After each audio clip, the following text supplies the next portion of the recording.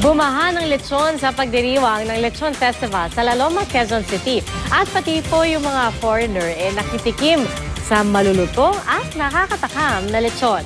Nakatutok si Rida Reyes.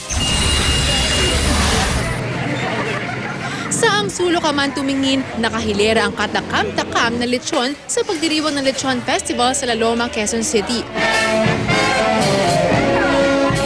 Makukulay na float ang tampok sa parada ng mga lechon na ka-costume.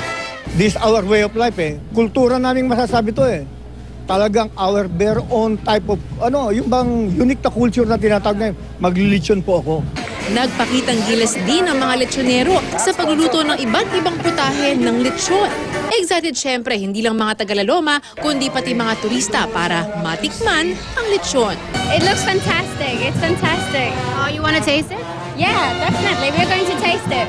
Discount kasi pista ngayon, dapat may libreng additional na dagdag. Rida Reyes, nakatutok, 24 oras.